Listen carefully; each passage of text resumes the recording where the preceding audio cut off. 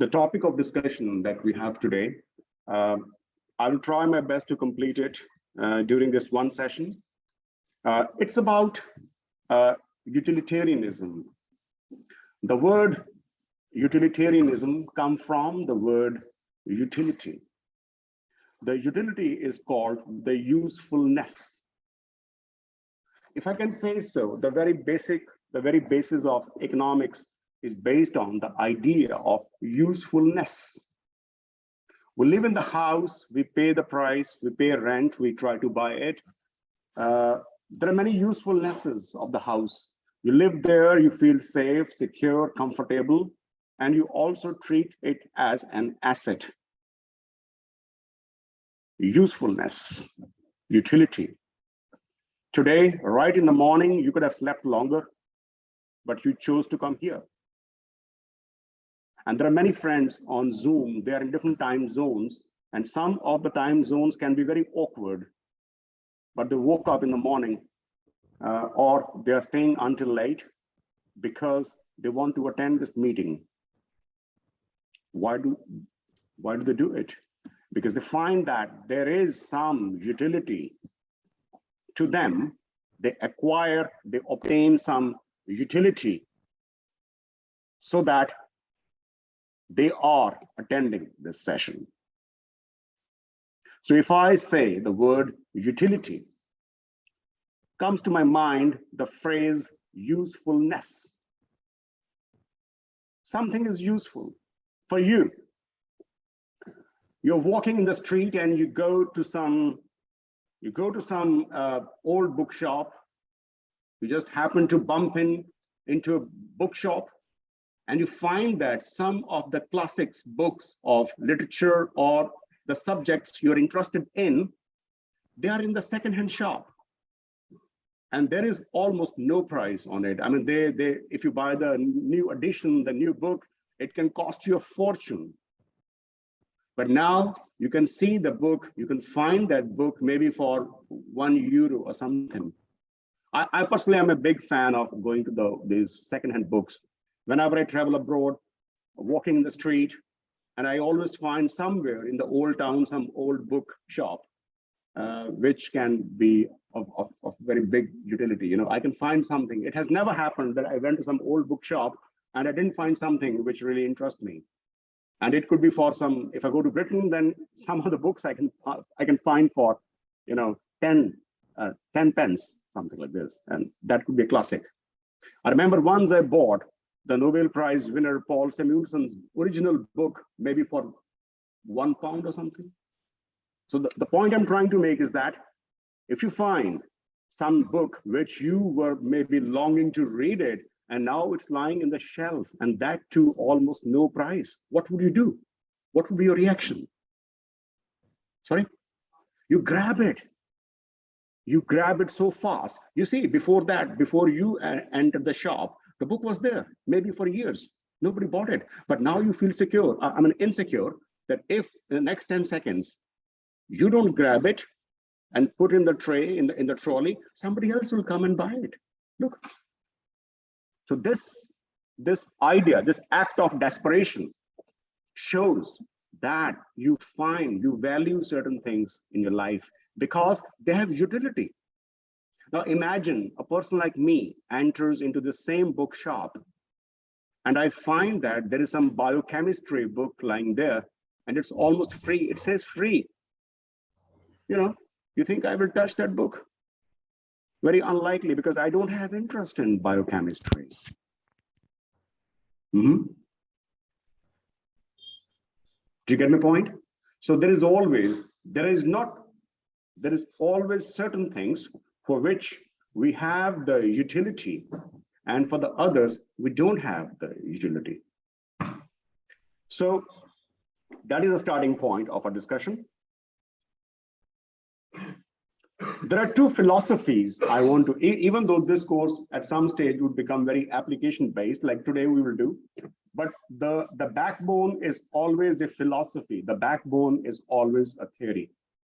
And I think in the first lecture, when we went to this countryside, I told you that theory means common sense. So what type of common sense we use in economics when we study this concept of utility?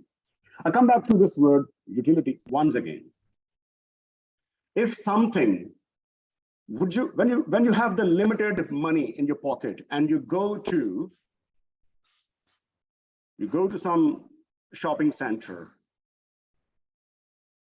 and you have some budget in your idea that this is the amount of money which I would be willing to spend, and you see some things which you can buy, but the question is, do you buy everything which is within your budget? Do you or don't you? Do you make some discrimination? Do you make some categorization? Do you prioritize your needs? Do you? Or you just go and randomly pick up things? I can bet you that even if the product you like, then you start comparing the brands and the prices.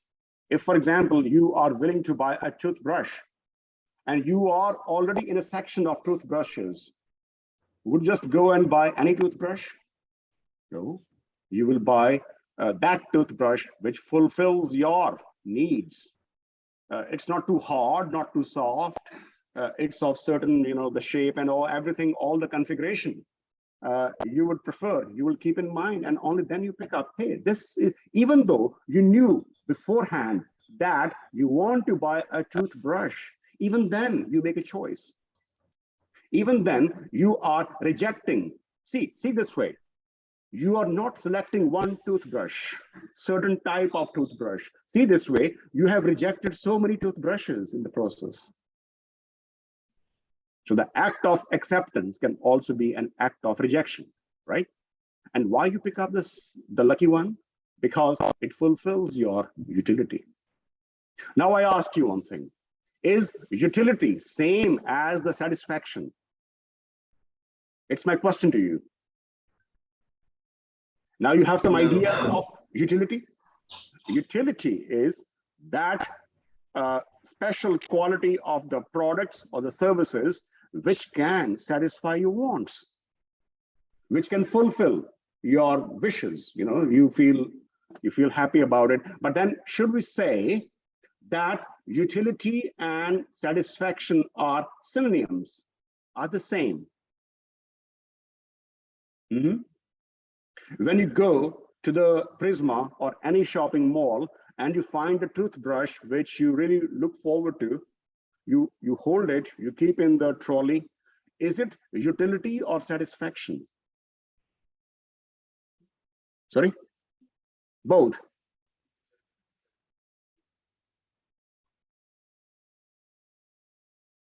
Okay. So they're synonyms, the same? You won't say that? Okay. Good. That's a good point. Yes. Something else? Some other point of view?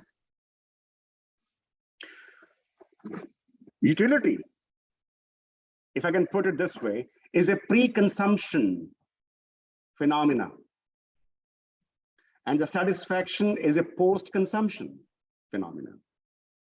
You're very hungry. You spend a long day in school and you go home, yeah? And maybe your partner or your mom or your dad or your sister or your brother has cooked food already. Would you like to have food? Will you like to have food? Is it utility or satisfaction? Why you want to grab food? Why you want to eat food? Because you think, you have a perception that there is a usefulness. But when you eat food, it was not delicious. Are you satisfied? No. Here comes the difference. So there can be a situation when you have this unfortunate experience that you were attaching a lot of importance to certain thing, but when you consumed it, when you used it, when you got the experience, it was not so. Yeah, make sense? Or it could be possible that you were expecting that food would be normal, ordinary. I go home, mom would cook the same food which she cooked yesterday, maybe a little bit different, but basically the same category of food. And today when you go home, there is a feast. see what happens. And your satisfaction goes at a different level. So one thing you keep in mind, that the idea of utility is a pre-consumption, and the idea of satisfaction is a post-consumption. You can place a lot of importance to economics. Oh, I have very high hopes of economics lecture. You woke up early and you come here, and I don't teach well on that day. You go home, oh no, it was a waste of time. That is a satisfaction or dissatisfaction. I hope it doesn't happen. So if I say in Latin terms, then utility is ex ante and satisfaction is ex post. Later on, before and after. Before utility, after satisfaction. Even though, as you said, they are pretty much interconnected, but conceptually they are a bit different. We have the first theory, first philosophy of, remember, in economics, morality is very important. Ethics, morality are very important. I won't say they're important, but they are very important to be discussed. And in fact, when you watch this video later in the day, you will find that how even till date, whenever there's a discussion of economics, the ethics, morality, intuitively come in the discussion. The first philosophy that I want to discuss with you is called consequentialist philosophy. The consequence, the outcome, the result. The saying is that the end justifies the mean.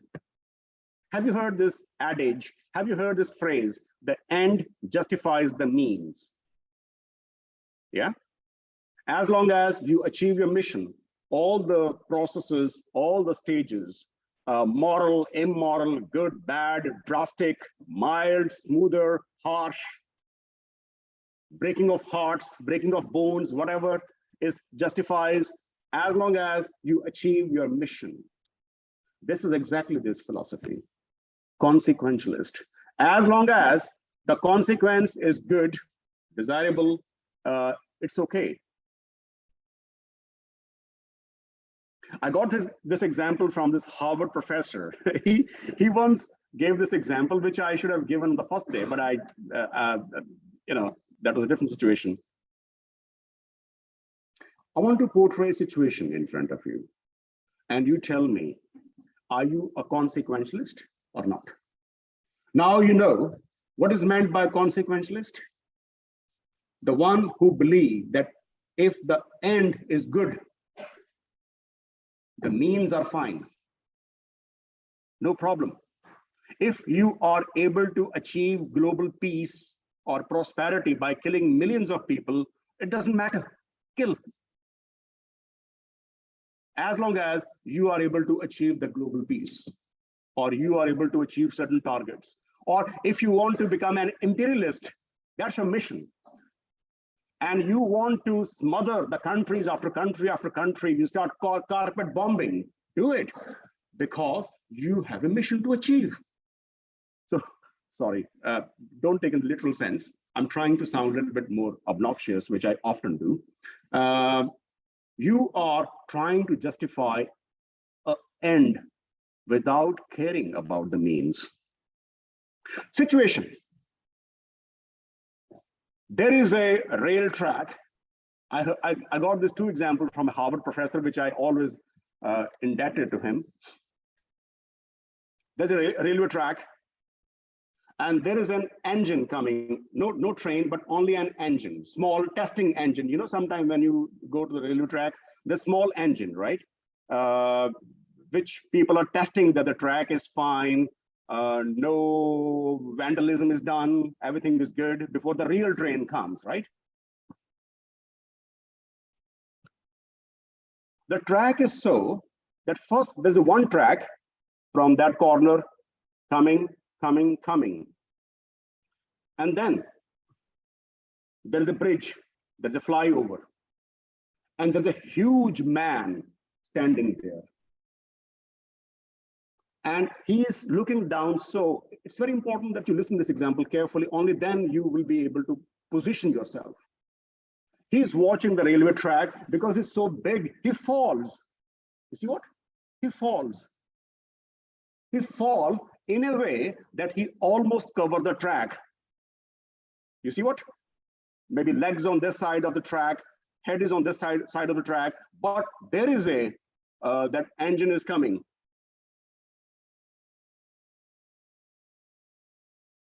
But the problem is that this engine person have a choice. And he knows that the distance is so less that he can't stop the engine. But there is like a two-way diversion. On the one side, there are 5 strong workers digging something. They're working on the track. And then on the other side, this big man, he just fell from the bridge. He hasn't died because the bridge is not very high. But he can't move because it's too big to move. And the engine is coming fast. Now, engine has a choice. If it tried to save this man and it changes direction to the other side, there are 5 workers doing the job. They would be killed. But if this guy knows, this engine driver knows that he has to go straight, then he's definitely going to kill this man who is just fallen on the track. What should be done? If you are the engine driver, what would you do? Do you see the situation? There's a track. The engine is coming from the opposite side. Maybe this man who was standing on the bridge was too much carried away. He just fell under his own weight. He fell down, but he covered the track. And the driver has seen him, that this guy fell. He has to brake, but he can't brake. The other option is that you change or divert the direction of the engine. But if it does divert the direction of the engine to another track, then he is going to kill those 5 innocent workers. Well, this man is also innocent, by the way. So what would you do as a worker, as an engine driver?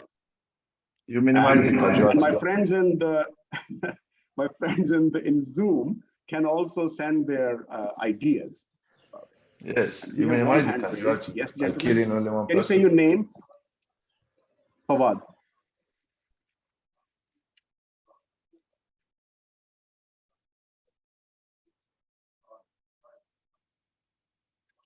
Mm-hmm.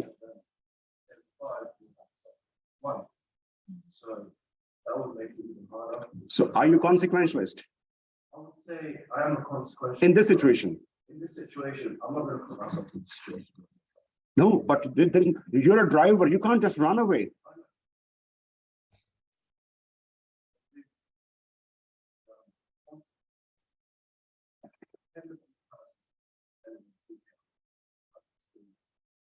They would take one choice is all right.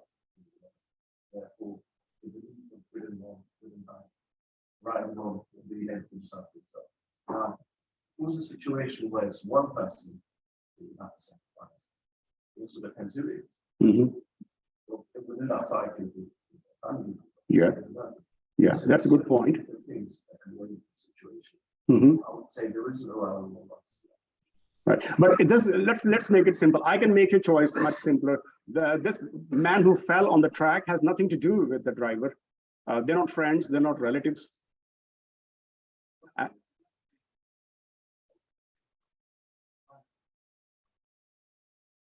Okay, so you are in this situation. All else being equal, you are a consequentialist, right? In this situation. Anybody else want to support this point, or anybody who want to actually go against this point? Fawad has said that if all else being equal, this guy is not part of his family, the driver's family.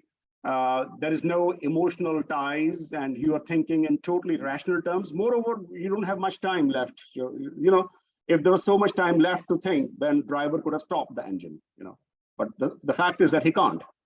He has to make a choice. It's a matter of a few seconds. Yes. Anyone else? I want to hear something opposite to what Fawad has just said. Yeah. You will kill 5. Mhm.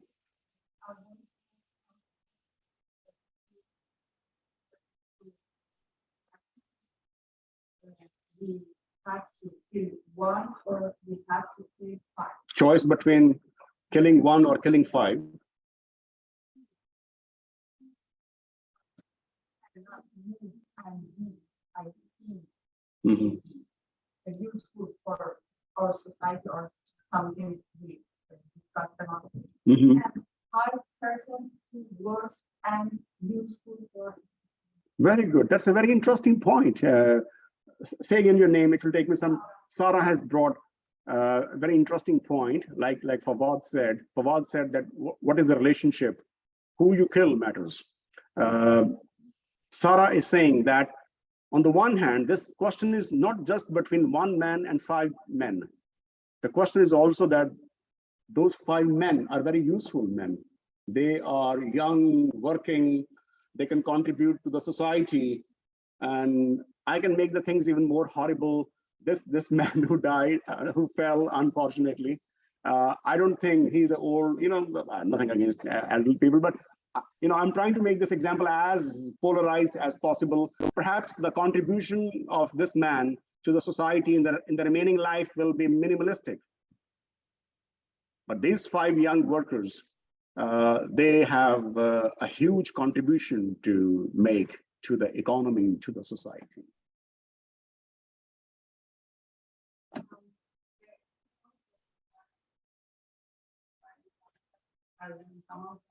Sure, cancer. It always going to be justifiable, but at the end of the day, each action has a consequence. Mhm. That's how March, this person did want to be followed over. Mhm. So, I mean, there's a lot of people that have been willingly or unwillingly sacrificed through running their own life. Yeah, very interesting. Yeah. I mean, really, old happens, like, it is what it is. There's a lot of people that have died, kids that have died that could have changed the world, or anything, so. Saying that someone's useful for society, yes, but I mean, there's always gonna be someone else. Yeah. How that role. That's our assumption that those 5 people can be very useful to us. And the same way, I can, if I do the reversal situation, this man who fell is a legendary footballer. This man who fell is a prime minister of the country.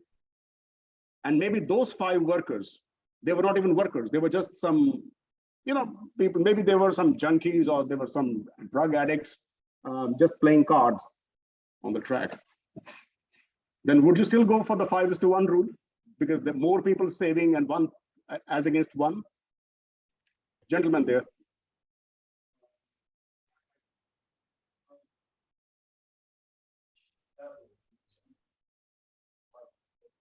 One person from which is ruler and well, 1 people are just drug dealers. Of course, most people choose to kill big drug dealers. Drug dealers, okay. People, but unfortunately, as I said, it depends on the status. On the status, okay. Will choose their position. People in this auditorium will also choose other choices. Yeah, that's true. We don't see like wow, the life of your every person is unique. We depend on the state status. Yeah, very right, very right. And I also see the comments. They're very interesting. Mostly people believe that we make a cost benefit analysis if there is a choice between if there's a choice between killing more people and killing less people, we kill less, quantitatively. But qualitatively, it sometimes happens. Have you seen that a president or a prime minister of a country is being attacked and suddenly tens of people, they just jump over him to save him or her? Haven't you seen? I saw some video about some, was she vice president of Argentina a couple of days ago? And that this guy tried to shoot her from a very close range. The pistol is jammed, and suddenly there are many people who just, willing to sacrifice. because yeah.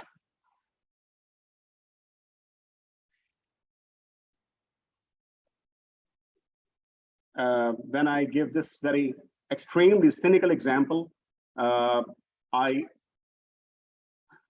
Fawad, we can bring this point again because we'll continue this discussion and then we make a comparison. Then it becomes even more clear, right?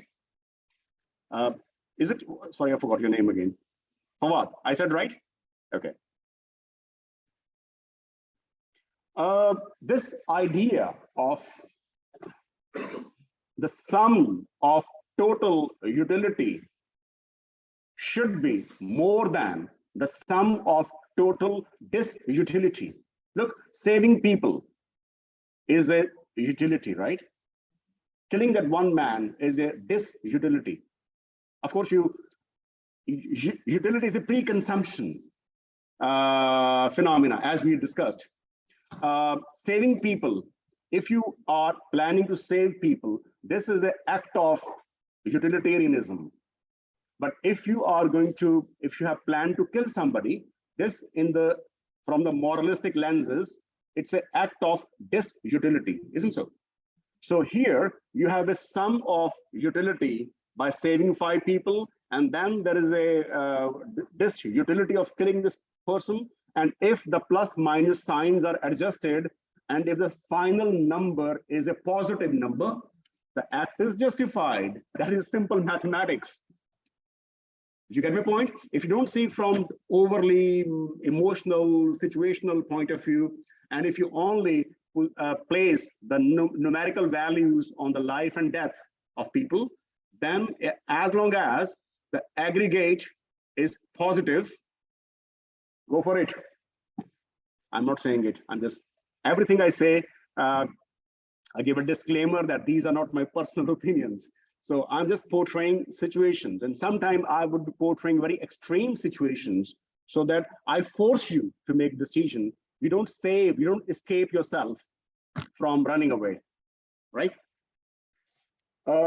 Jeremy Bentham, the scholar who was English political philosopher in the 18th century, he's saying, he is the proponent, he is the guru of this consequentialist school of thought, and he says that the end justifies the mean.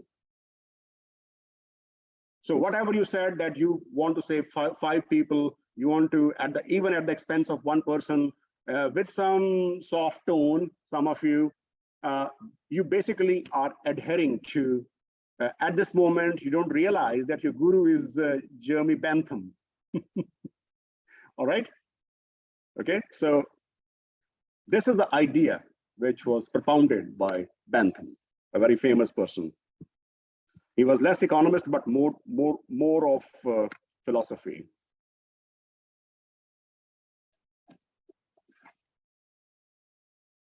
Do you think that your modern day taxation system is based on this idea of consequentialist?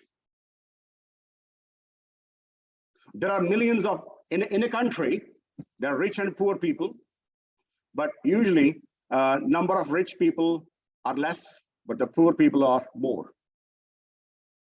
Do you get my point? The income distribution, when it happens, when there's an inequality in the society, there are always few haves and huge number of have-nots. And you see that in the modern day, our taxation system is very progressive. Means if you're a student, or if you're a low-income person, you either pay low tax or no tax. And then you are in the next income bracket. Let's say your income is between 25 to 30,000 euros a year. And then you are in the next bracket, 30,000 to, let's say, 40,000 and so on. More you go upwards hierarchy, the percentage of tax you pay increases.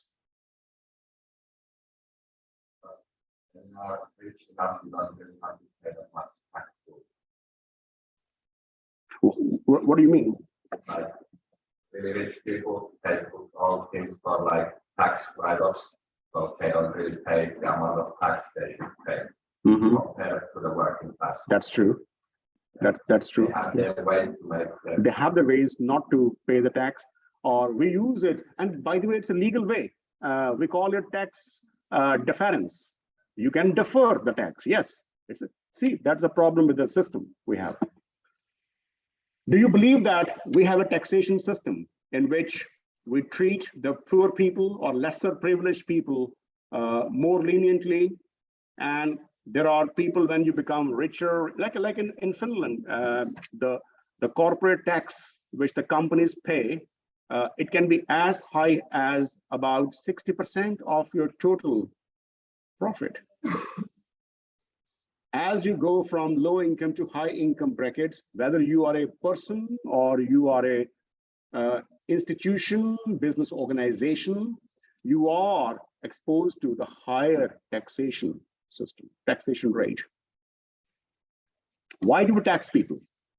Because state wants to have those who have extra money, it takes away from them and it spends on the welfare of the common people.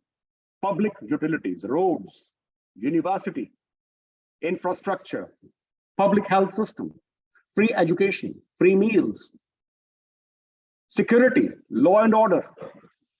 These all are infrastructure. Do you think that those people who make taxation system in Finland or elsewhere in the world, they somehow are following the philosophy of Bentham? The modern day taxation system, that, okay, when you put tax on one or two or half a dozen people, very rich people, super rich people, you are burdening them. They feel the pain, they feel the, who wants to give money, and you take money from them. Moreover, you take a lot of money from them, and then you are spending and making happier many, many people. How does the maths work now? This utility of few and utility of many. You're a student. Many of you might be getting a lot of grants from the state. And if you hear a news that the state is planning to put 1% extra tax on the super rich people, but all the money which come from this 1% extra would be used to increase the KELA benefits, the social benefits to the students in the year one of the studies, so that they can live more, easily. Would you be happy or sad as a student? Did I give the example clearly? If tomorrow the Ministry of Finance of Finland decides that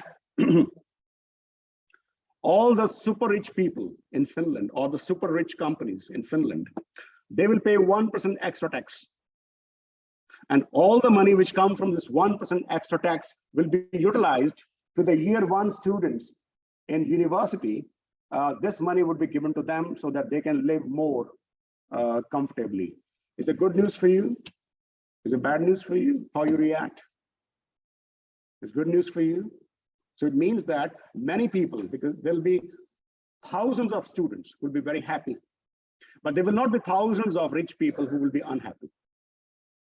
So by the rule of mathematics, the sum of utility plus sum of disutility minus, put them together. If the equation gives you the positive answer, it's thumbs up. So it means that the taxation system, and I give some example of super rich people, how much Elon Musk was getting in 2020. Well, he's now even much richer. This is 2-year-old data. And here, these are some of the people who are super rich people, the CEO of top companies, for those Fortune 500 companies. In a way, we have a reason to get more tax from them and spend on the welfare of the poor people. In fact, the whole idea of socialism or the welfare state could be somewhat connected with the idea of utilitarianism. So we move on. I'll come back to the discussion again. Just to quickly tell you, the taxation system which can be in a country is of 3 types. First of all, I wrote here that tax is a compulsory payment, involuntary payment. Imagine a country where the Ministry of Finance asks its people, hey, you know what? Tax is not mandatory.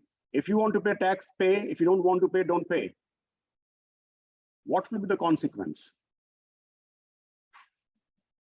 Unless you are a philanthropist, unless your heart bleeds for people who are suffering, nobody will pay tax. So one thing is clear, that tax is something which you pay involuntarily. You don't pay it willingly.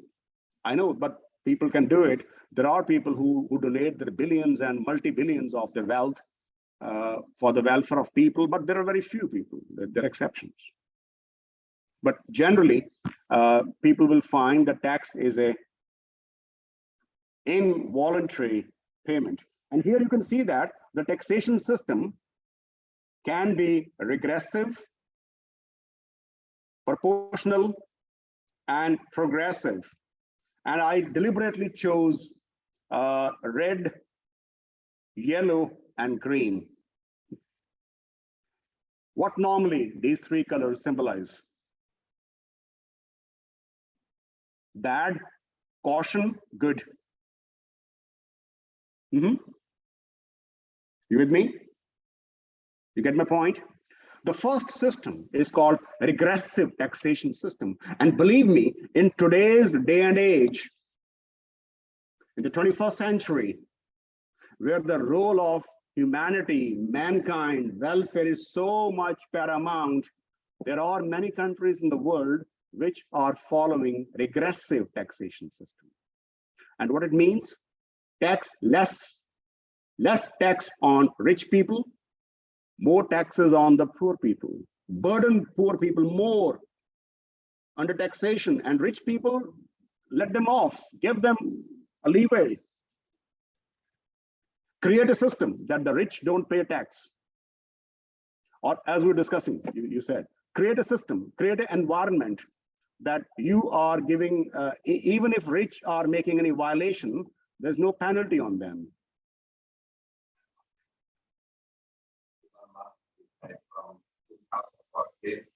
From 2018, paid 455 million tax, but this wealth grew by 14 billion. There we go. Yeah. So it's not really much what we pay. Yeah. Big money, but comparing to the income, it's not. That's true. I fully agree with you, and good that you search it. Are there any countries in the world where you think this regressive taxation system prevail? Don't name them, but don't name them. Yeah, I don't want to be. Yeah. But do you know you have some idea? Do you know there are some countries in which some people who there's a monarch, there is some emperor, there is some king, and king has a coterie, people who are very close to him, family, friends, those big, landlords, the feuds, whatever you call them. They drive in super expensive cars and everything is very rich, and they don't pay any tax, or they pay very less tax basically. And most of the burden is falling on the very poor people. Without naming the country, naming and shaming, can you just tell that, do you know such countries exist? Or is it a talk of the 13th century? Nothing is happening now, everything is good now. Do you believe that regressive taxation system exists in the modern day and age? Sorry?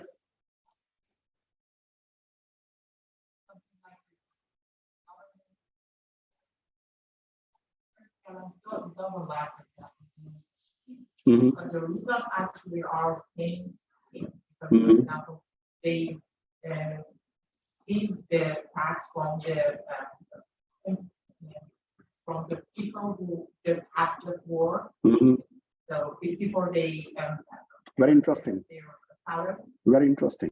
So, but after that, for example, there are rich guys, rich people who have lots of companies, Mhm. and people, they drive expensive cars, for Mhm. that they actually uh,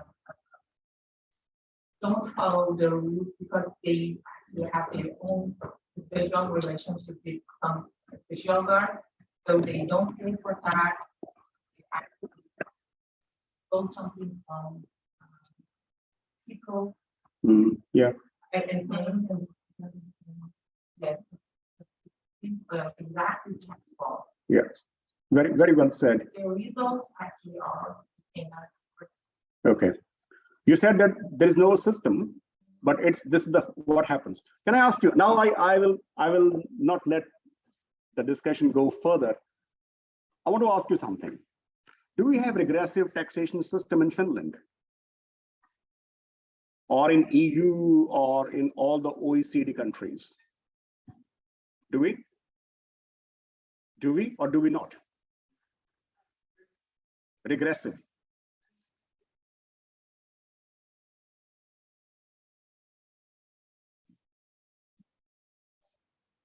I can say, and now I have no harm, I have no problem in saying, naming the countries, that in many so-called progressively taxing countries, some element of regressiveness can be seen.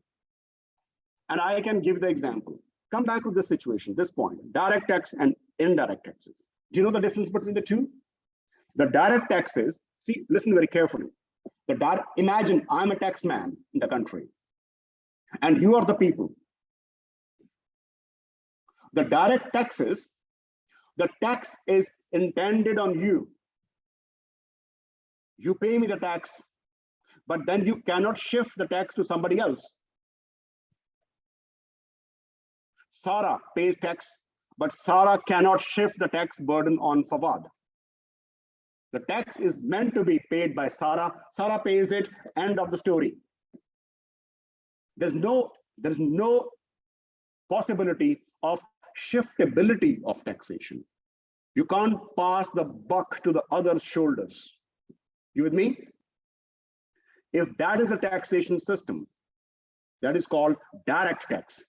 Examples: income tax, I pay income tax. The tax is intended on me, I pay it, I can't burden my neighbors. I can't put it to my neighbors. Wealth tax, I earn in the stocks, imagine, I don't know. I pay tax, I can't shift to somebody else. Inheritance, I inherit some property from my parents, I pay tax, I can't burden my neighbors or anybody else. Gift tax, somebody gifted me, I gift my daughters, they are subject to pay tax. They can't put the burden to somebody else. You with me? Those taxes, income tax, wealth tax, inheritance tax, gift tax, and even there's a death tax. There's a death duty, we call it. When people die, you pay tax to the local council. All these are the examples of direct tax. Look at the word direct. What is direct? It's a direct relationship between the taxman and the payer. I put tax on you, you pay me, end of the story. But the problem, this is quite simple. Look, income tax. If you are on a high income level, you pay more tax. You don't have wealth, don't pay tax. You don't give or take gifts, don't pay. So it's like a law of, you do it, you pay tax. You don't do it, you don't pay it. If your income is very low throughout, you don't pay tax. Simple. But the problem is the indirect tax. This is a root cause of the problem, but at the same time unavoidable, which can make even so-called progressive countries, welfare states. So we can't say that they are not regressive. Now I give you example. We all consume bread, do we? I think so. the bread has become €1 expensive. Imagine. Rich people buy the bread, poor people buy the bread. Tell me something. For whom paying extra euro is more burdensome? And for whom paying extra euro is less burdensome? The two household, one is a super rich person. He's also saying that, you know what, I went to grocery yesterday. I paid €1 extra on the bread. And then there's there's next door, there's a person who living on, the welfare. And he is also saying, oh yeah, I also paid €1 extra on this bread. But please tell me, the relative comparative burden is falling more on who? Sorry? Rich or the poor? Somebody, his monthly income is €10,000, paying €1 extra. Somebody who is only getting money from the state, let's say €700-800 a month, is paying €1 extra. Divide 1 by 700 and divide 1 by 10,000. Where is the coefficient? Where is more coefficient? Rich or poor? Poor. It means what? Even mathematically. Okay, if you divide 1 by 100 and 1 by 10,000, where is the number more? Huh? When you divide by 100, there we go. The number you get is a burden, tax burden. It means the tax burden is falling more on the poor people than the rich people. And how do you know it? This is from the indirect taxation system. Taxation is a system. Even our so-called system is inherently, even though it apparently looks very progressive, but when you go deep down, you find that there is some shades, some features of regressiveness, isn't? They are.